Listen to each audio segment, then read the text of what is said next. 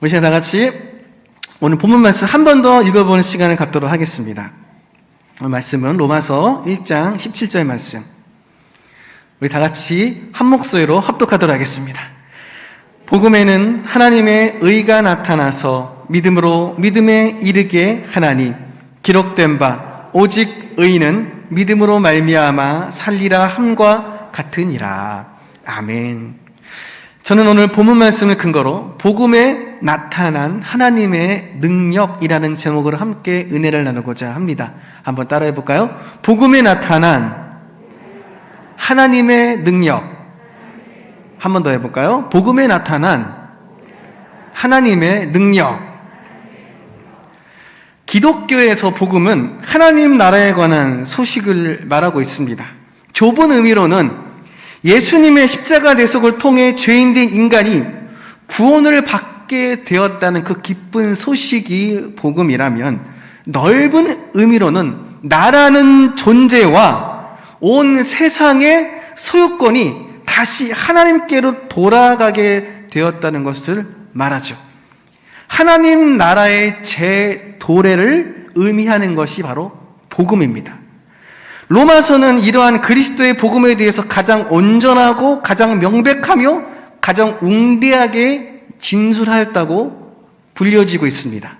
그래서 로마서는 사도 바울이 기록한 서신서 중에서 가장 중요하다고 말할 수 있죠. 이런 로마서를 이해하는 것은 성경 전체의 메시지를 이해하는 관문이 되기도 하고, 로마서를 통해서 구원과 그리스도인의 삶에 대한 의미를 조금 더 명확하게 이해할 수 있게 됩니다. 로마서에서 말하는 구원과 그리스도인의 삶에 대한 이해는 신앙생활을 우리가 얼마나 했느냐와 상관없이 우리가 살아가는 동안에 계속해서 고민해야 하고 또한 살펴봐야 할 부분입니다. 우리가 하나님을 믿는 가장 중요한 이유가 뭐죠? 하나님을 믿는 가장 중요한 이유가 사실 구원받는 것이죠. 그렇죠? 하나님을 믿는 이유를 성도님들에게 물어보면 많은 경우 이렇게 대답하십니다. 뭐라고 대답하시느냐? 이 땅에서 좋은 것을 누리고 살다가 또 죽으면 좋은 곳에 가고 싶고, 그 좋은 것이 천국이기 때문에 하나님을 믿는다. 이 땅에서 좀 더 잘 살고, 그리고 천국에서도 살고 싶고. 하지만 구원은 우리가 생각하는 것처럼 단순히 하나님의 은혜로 이 땅에서 잘 먹고 잘 살며 좋은 것을 누리고 살다가 죽으면 천국을 가는 것을 말하는 것이 아니에요. 나라는 존재는 전혀 바뀌지 않은 상태에서 단순히 사후에 내가 머물 장소가 바뀌는 것이 구원이 아니라는 것이죠. 구원에는 반드시 삶이 따라오게 됩니다. 그렇기에 구원과 삶은 떨어질 수가 없는 관계예요. 한 번뿐의 인생을 행복하게 살고 싶은 것은 모든 인간의 바람일 것입니다. 이것은 하나님을 믿는 사람이나 믿지 않는 사람이나 동일하게 가지는 바람이죠. 이 바람을 갖지 않는 사람은 아무도 없을 겁니다. 하지만 세상은 그렇게 호락호락한 곳이 아님을 우리는 모두 잘 알고 있습니다. 이 세상이 얼마나 험하고 어려운지는 세상을 조금이라도 경험한 사람이라면 모두가 알고 있죠. 특히 요즘은 청년 세대들이 이것을 너무나 잘 알고 있습니다.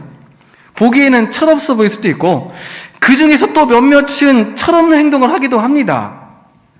그럼에도 불구하고 힘든 현실을 이겨내기 위해 최선을 다해 살아가려고 노력하는 청년들이 많이 있습니다.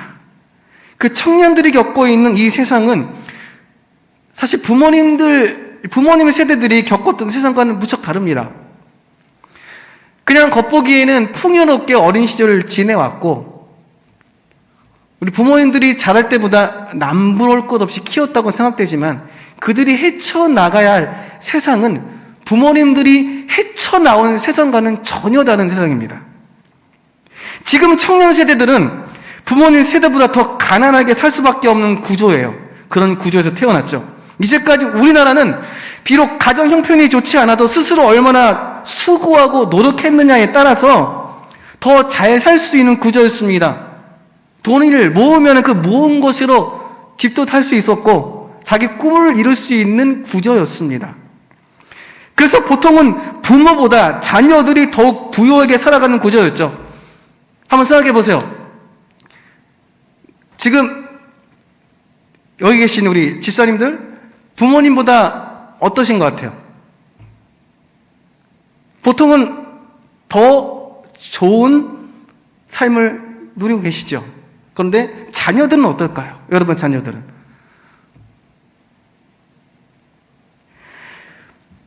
보통 그렇게 부모보다 더 좋은 삶을 살 수밖에 없었던 구조가 바뀌게 되었어요. 집값은 터무니없이 올라서 청년들은 잘 사는 부모의 도움이 없이는 절대로 집을 살 수가 없습니다. 거기에 평생 직장이라는 개념이 없어진 지가 오래되었죠. 원래부터 우리나라가 경쟁사회였는데 그 중에서 지금의 청년 세대들은 무한한 경쟁을 해야 됩니다. 경쟁이 끝이 없어요. 이러한 경제 불안과 취업난으로 인해 생겼던 말이 연애, 결혼, 출산을 포기한다고 3포세대였고 이미 옛날에 나왔던 말이죠. 여기에 인간관계, 내 집 마련, 꿈을 추가로 포기한다고 6포세대였고 그 외에 취미도 포기하고 학업도 포기하고 외모도 포기하는 등 모든 것을 다 포기한다고 다포세대, M포세대라고 불리기도 했습니다. 이것도 옛날 얘기죠. 코로나 전에도 이랬는데 코로나 후에는 어떨까요? 코로나가 만든 사회적 특징은 안 되는 사업은 안 되지만 잘 되는 사업은 더 잘 됩니다. 이 많은 빈부의 격차가 더욱 커지게 되었다는 거예요.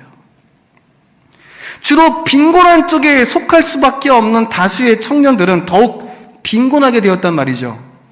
그렇게 이러한 빈곤한 상황을 벗어나기 위한 경쟁은 이전보다 더욱 더 치열해집니다. 이렇게 경쟁이 치열해지다 보면 자연스럽게 경쟁을 따라오지 못하는 사람도 생기게 됩니다. 너무나 당연한 일이죠. 모든 사람이 경쟁에 특화되어 있지는 못합니다. 경쟁에서 뒤처진 사람들이 반드시 존재하게 돼요. 이렇게 경쟁에서 뒤처지게 되면 삶에서도 도태되게 됩니다. 최근 사회적인 문제로 점점 대두되고 있는 것이 있는데 그것은 바로 고독사입니다. 고독사. 코로나 이후 이러한 고독사가 코로나 전보다 더욱 많아졌다고 하는데 그 비율을 살펴보면 코로나 전과 코로나 후가 차이가 있다고 해요.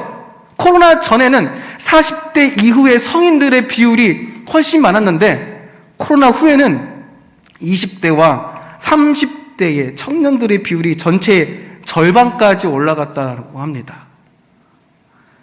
이렇게 집에서 홀로 죽게 되는 경우 대부분이 발견이 늦어지게 됩니다.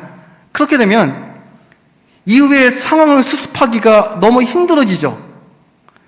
그래서 이런 고독사를 주로 수습해주는 업체가 있습니다. 그 업체가 있는데 고독사에 이르기까지는 정신적으로 무척 피폐해지기 때문에 주변을 잘 챙기지 못해요. 그래서 집에 가면 쓰레기가 엄청 많습니다. 예전에 세상에 이런 일이 나서 봤던 그 쓰레기 집이 그들의 집이 돼버려요. 그래서 그것을 다 정리를 해줘요. 그 업체에서. 그 집안 쓰레기가 가득하니까 얼마나 악취가 심할까요? 그것을 다 감당하고 치워줍니다. 하지만 그렇게 겉에서 보이는 그런 쓰레기를 치우고 속을 들여다보면 너무 안타까운 일들이 많다고 해요. 취업을 준비하기 위해 열심히 풀던 문제집들이 쌓여있고 면접을 하기 위해 써놓은 이력서들이 널브러져 있습니다. 언제 먹었는지 모를 즉석식품들이 잔해들이 돌아다니고 있어요. 이 세상을 한번 살아보겠다고 최선을 다해 여기까지 왔는데 세상이 나를 필요로 하지 않아서 세상을 떠나게 되었다라는 메시지가 담긴 유서가 있는 경우도 있습니다.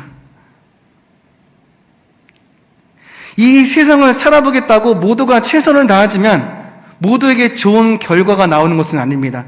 제가 지금까지 청년 세대들에 대해서 설명드리는 이유는 모두가 세상을 살아가는 것이 힘들지만 그 중에서도 가장 힘든 세대들이 지금의 청년 세대이기 때문이에요. 물론 제가 청년부를 담당하고 있기에 청년 세대를 예로 들긴 했지만 모든 세대가 살아가기가 쉽지 않은 것은 마찬가지죠. 우리가 아무리 행복한 삶을 살고 싶어도 세상이 우리를 절대로 호락호락하게 내버려두지 않습니다. 그러다 보면 우리는 자연스럽게 어떤 생각을 하게 되나요?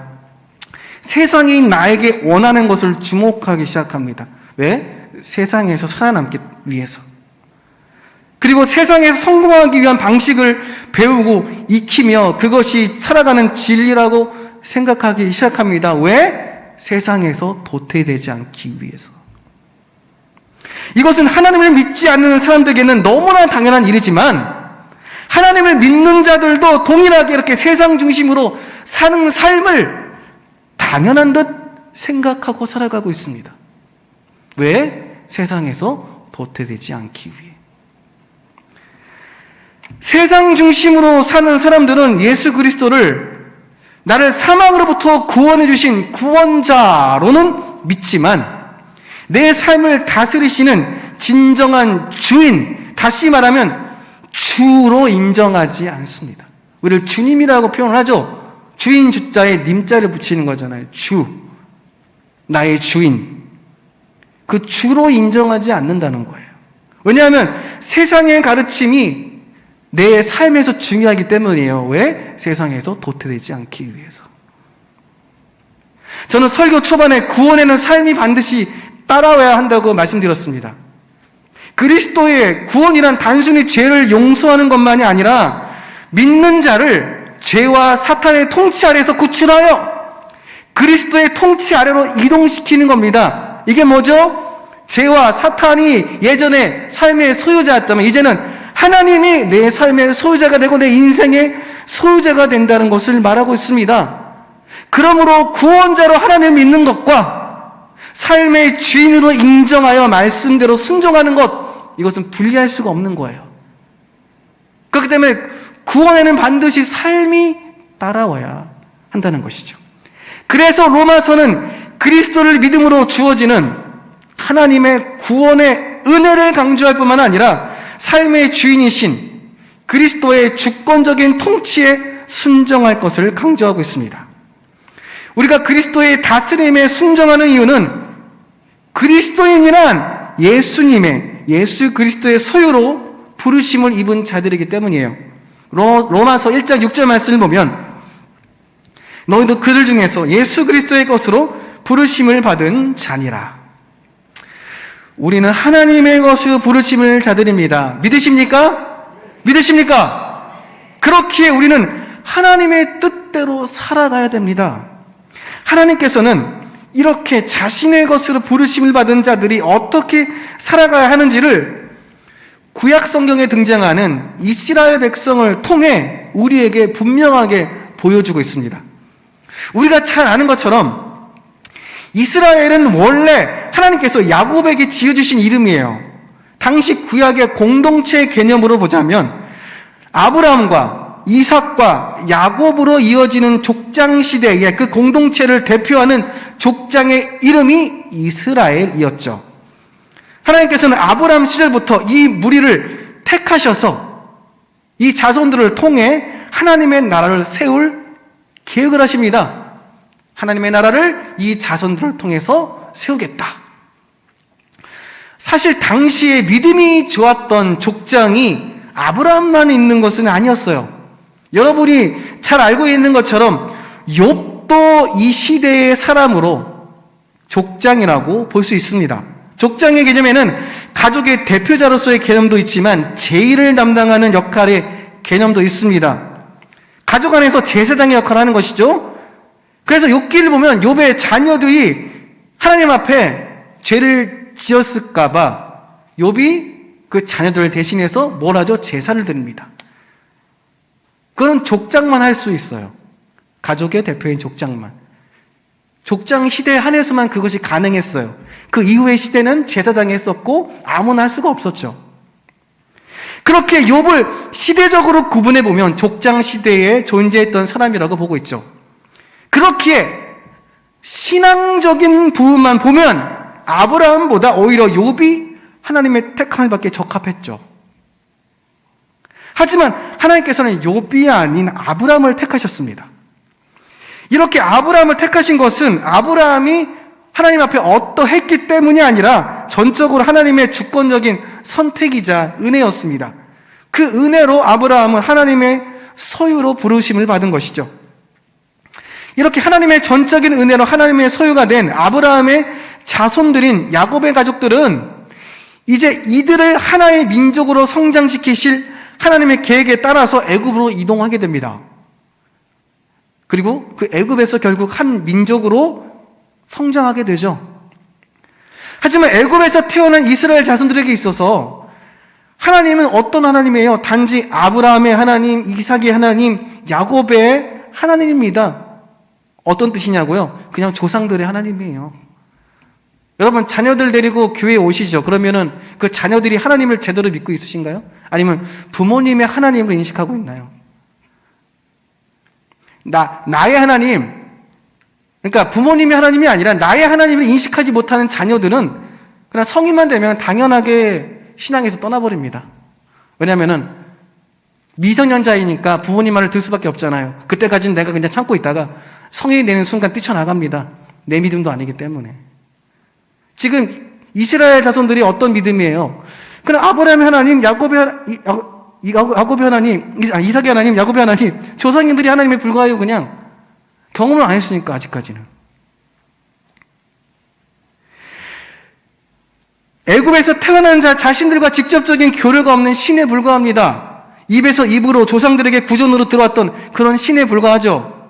이러한 이스라엘 백성들은 자신들이 태어난 고향 애굽에서 점점 노예로 취급을 받게 됩니다. 왜냐? 이들이 너무 강성하게 성장하게 되니까 애굽을 배신할까봐 그 애굽 왕이 그런 결정을 내립니다. 그래서 점점 이들의 삶은 피폐해지게 되죠. 죽지 못해 사는 날들이 계속됩니다. 이때 이들은 그동안 조상들로부터 들어왔던 야훼 하나님께 기도하기 시작해요. 우리를 좀 구원해 주세요. 여기서 제발 좀 나가게 해주세요. 도저히 못 살겠습니다. 좀 구원해 주세요. 이렇게 기도를 하기 시작합니다. 바로 이때 하나님께서는 모세를 보내셔서 이스라엘을 구원하시죠. 이제까지 조상들의 신에 불과했던 야훼 하나님이 이스라엘 자손들의 신이 되어주십니다. 귀로만 들었던 하나님을 실제로 만나고 기적을 체험하게 되며 이들은 애굽을 드디어 나오게 됩니다.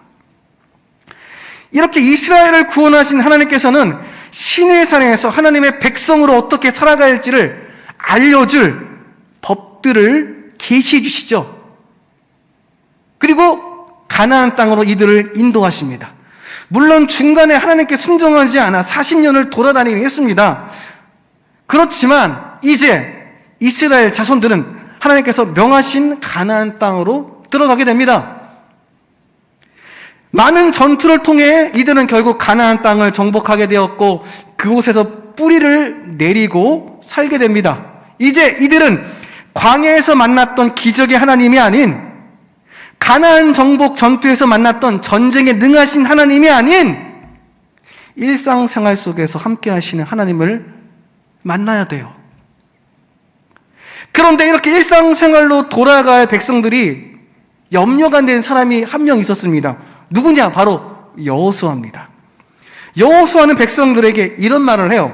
여호수아 24장 15절에서 16절 그리고 19절에서 20절 말씀을 보면 만일 야훼를 섬기는 것이 너희에게 좋지 않게 보이거든 너희 조상들이 강 저쪽에서 섬기던 신들이든지 또는 너희가 거주하는 땅에 있는 아모리 족속의 신들이든지 너희가 섬길 자를 오늘 택하라. 오직 나와 내 집은 야훼를 섬기겠노라 하니 백성이 대답하여 이르되 우리가 결단코 야훼를 버리고 다른 신들을 섬기기를 하지 아니하오리니 여호수아가 백성에게 이르되 너희가 야훼를 능히 섬기지 못할 것은 그는 거룩하신 하나님이요 질투하신 하나님이시니 너희의 잘못과 죄들을 사하지 아니하실 것입니다. 만일 너희가 야훼를 버리고 이방 신들을 섬기면 너희에게 복을 내리신 후에라도 돌이켜 너희에게 재앙을 내리시고 너희를 멸하시리라 하니 여호수아는 하나님만 섬기겠다는 백성들의 대답에도 그 말을 온전히 믿지 못합니다. 왜냐하면 그 이스라엘 백성들과 함께 살아온 세월이 있기 때문이에요.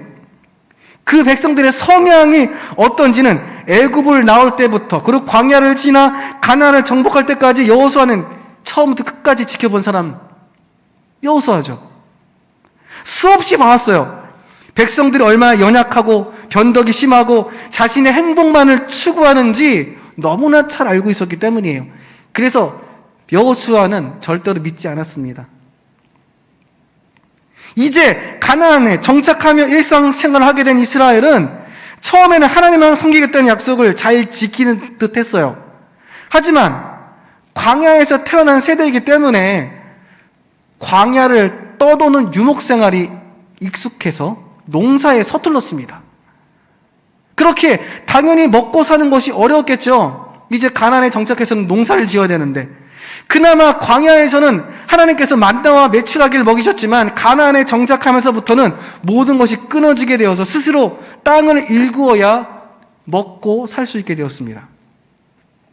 그러다 보니 이들 눈에 들어온 것은 누구였습니까? 가나안의 신들입니다.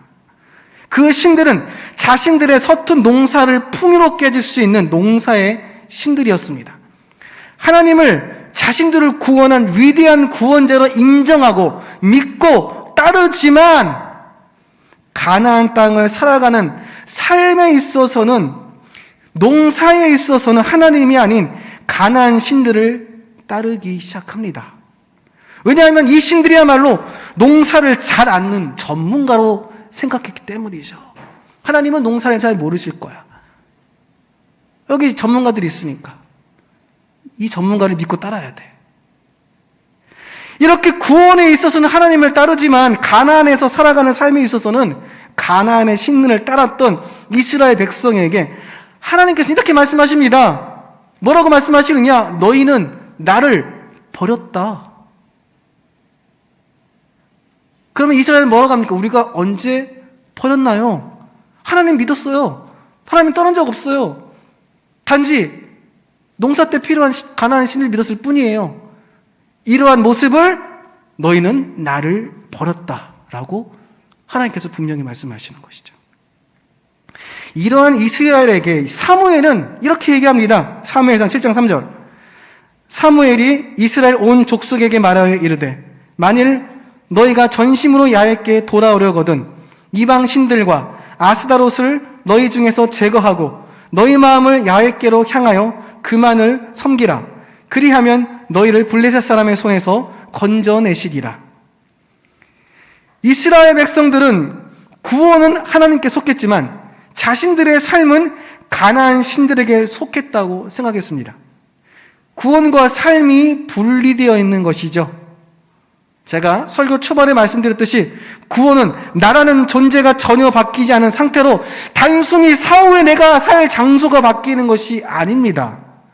인생의 소유권자가 하나님으로 바뀌는 것이 구원이고 그런 구원에는 반드시 그에 따른 삶이 따라와야 된다고 말씀드렸습니다. 그렇기에 구원과 삶은 떨어질 수가 없는 관계입니다. 우리가 하나님을 믿는 것은 그저 잘 먹고 잘 살기 위함이 아니에요. 이것은 부차적인 것에 불과하죠. 우리가 존재하는 목적은 하나님과 관계하기 위해서입니다. 깊은 관계 속에서 하나님 나라를 이 땅에 완성해가는 것이 우리의 삶의 목적이죠. 이스라엘 백성들이 가나안에서 하나님의 나라를 완성해가는 것처럼. 그런데 그 완성하는 방법을 이스라엘 백성이 선택한 것은 가나안의 신들을 의지하는 것이었어요. 우리는 지금 이 세상에서 하나님 나라를 완성하는 데 있어서 누구를 의지하고 있습니까? 우리는 더 이상 죄와 사탄에게 속하지 않았고 중요한 것은 나 자신에게도 속해 있지 않다는 거예요.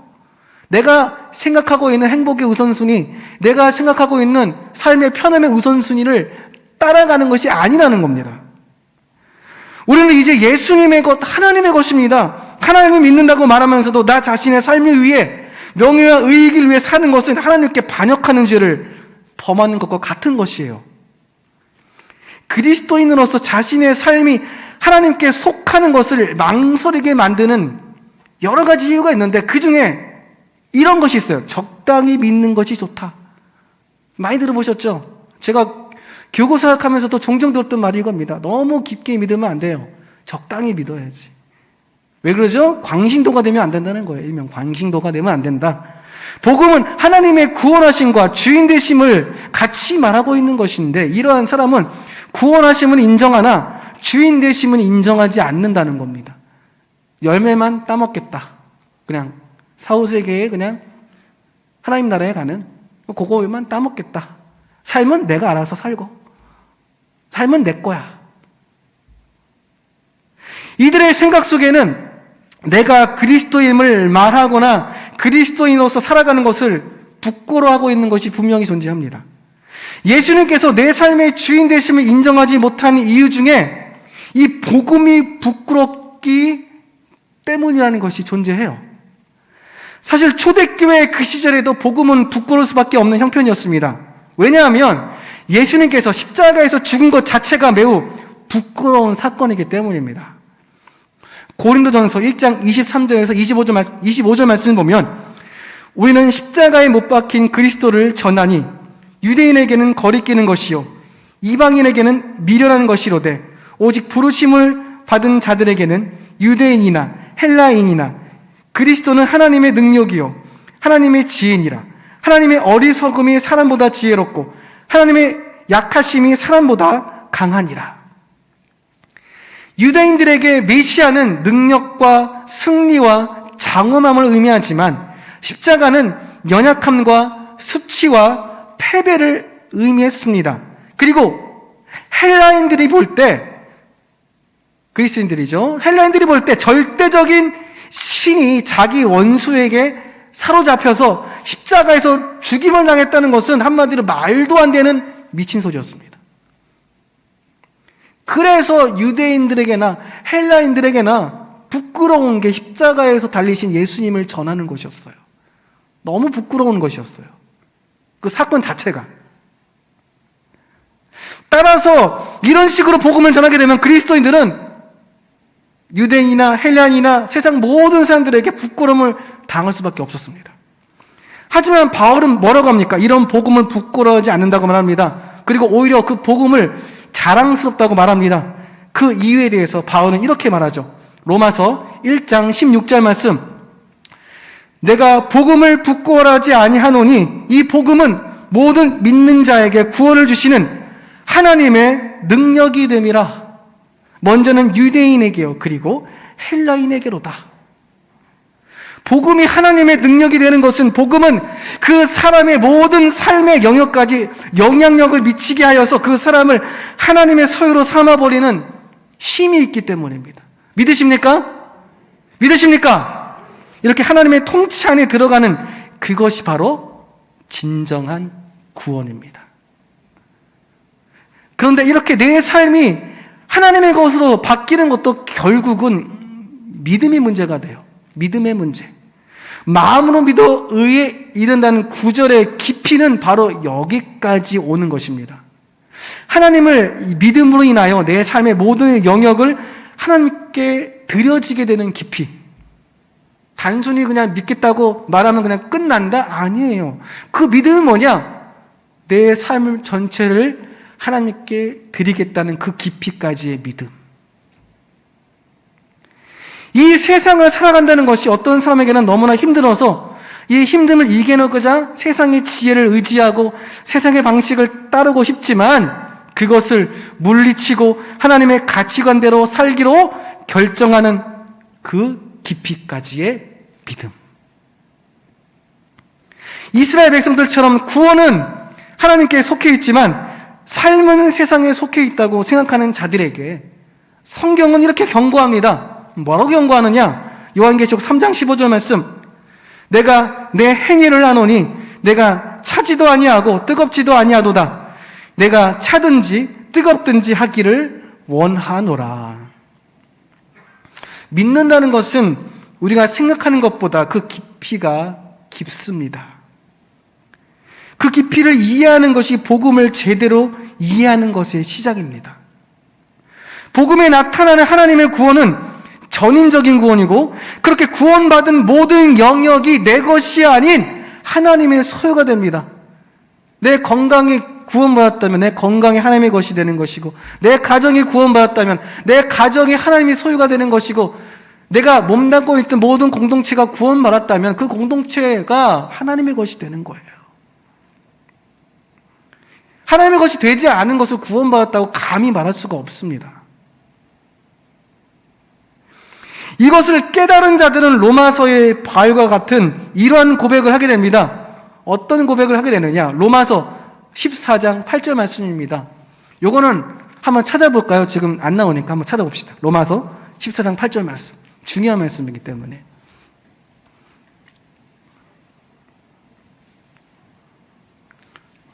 감사합니다. 찾으셔서. 자, 함께 읽겠습니다. 시작. 우리가 살아도 주를 위하여 살고 죽어도 주를 위하여 죽나니 그러므로 사나 죽으나 우리가 주의 것이로다. 로마서 14장 8절에서 고백했던 바울의 이 고백이 우리 모두의 고백이 되기를 주님의 이름 부탁드리겠습니다. 기도하겠습니다.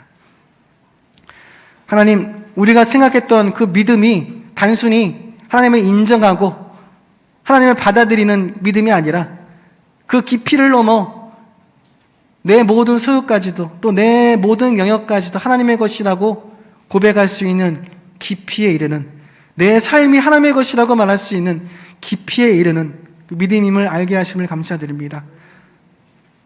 복음 안에 나타난 하나님의 능력은 결국 나의 삶까지도 변화시키시는 그 능력임을 우리가 다시 한번 깨닫고 단순하게 내가 이후에 천국에 올라가는 그 하나만을 가지고 구원받았다 말하는 것이 아니라 그것만을 바라보고 이 세상에선 내 뜻대로, 내 원대로, 내 목표대로 살아가는 것을 자랑하는 것이 아니라 오직 하나님께 속해서 하나님 뜻대로 살아가고 하나님 말씀대로 내 삶을 드리며 비록 그것이 이 세상의 가치관 안에서는 부끄러운 것이고 가치 없는 것이고 힘든 것이라 할지라도 세상의 가치관이 중요하지 않고 내 가치관이 중요하지 않기에 하나님의 가치관 안에서 그것을 믿음으로 받아들이고 중요하게 생각하는 우리가 될 수 있도록 그렇게 하나님의 능력으로 우리의 삶을 변화시킬 수 있는 그러한 우리가 되도록 주께서 함께하여 주시옵소서.